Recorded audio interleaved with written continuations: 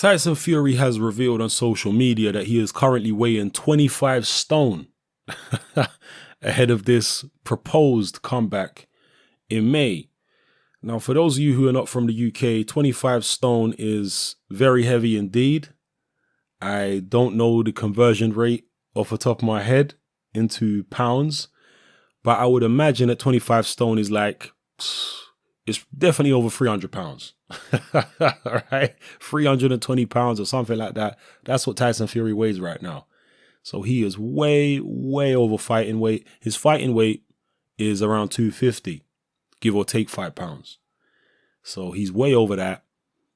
Somebody made a social media post when these pictures of Tyson Fury emerged in the past week or so, and they were asking the question, how heavy do you think Tyson Fury is? And I commented and I said, I think he's about 25 stone like his brother Shane.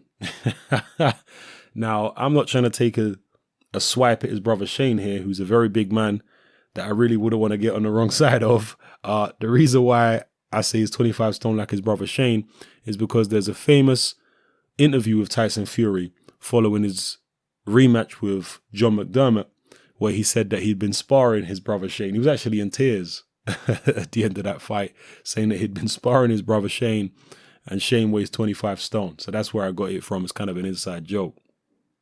That was a very tough fight for Tyson Fury, by the way. That John McDermott rematch, he went through hell and high water in that rematch. Crazy fight. Anyway, as far as this Tyson Fury comeback, from the moment it was announced, I was skeptical because he's got this UCAD hearing. And if the fight does go ahead on the proposed date in May, it's obviously going to be a very weak opponent indeed, because it's essentially going to be short notice, because he has to get past the UCAD hearing and be approved.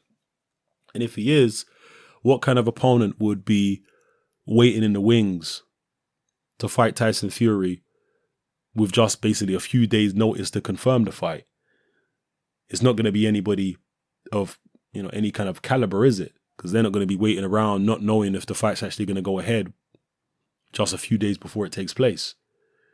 So it's going to be some Latvian journeyman or whatever. It's unlikely to be Houston of, but you never know. He might take the opportunity. He did step in at the last minute to try and face Tyson Fury previously, so we'll see. But as it stands right now, with Tyson Fury's weight, with the UCAD situation, I'll be very surprised if that proposed date in May is the return of Tyson Fury. We'll see. Let me know what you think of Tyson Fury's condition. A lot of people are criticizing him, saying professional athletes shouldn't blow up in weight like this. But Tyson Fury has his own demons. Excuse me. He has his own demons. He has his own things to deal with. He might be on medication as well. Excuse me. Let me clear my throat, man. Like, who's the Let Me Clear My Throat guy? Is it Biz Markie? Was it Fat Man Scoop? I can't remember now. Let me clear my throat. Anyway, he may be on medication like antidepressant medication or antipsychotic medication, and that is well known to put weight on you. A friend of a friend was on antipsychotic medication, and he blew up several stone in just a matter of months. We're talking about 30, 40 pounds, something like that, in a matter of a few months when he was on antipsychotic medication.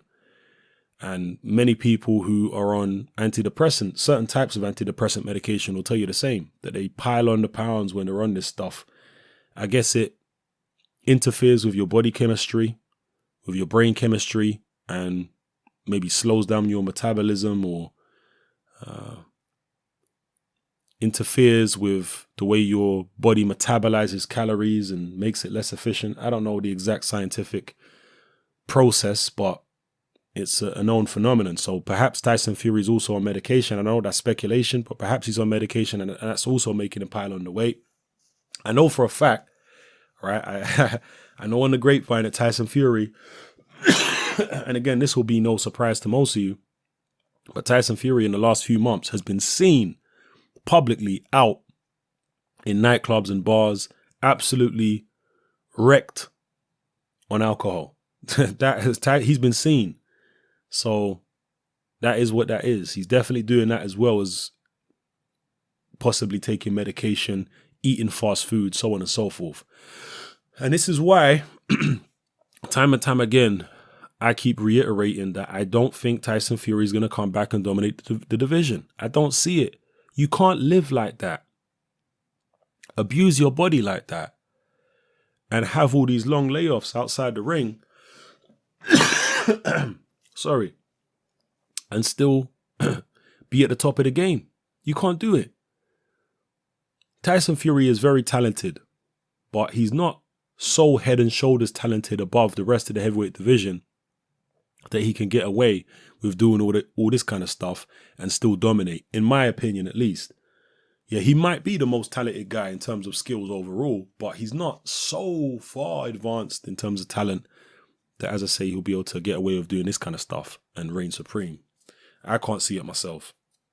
And all the while he's abusing his body and been out the ring for all this time, the likes of Anthony Joshua, Wilder, and all these other guys are in shape, in the gym, sparring, fighting. Joseph Parker as well, all these guys. You understand what I'm saying?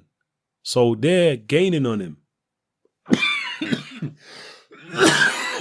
Jeez, man. I was okay until I made this video.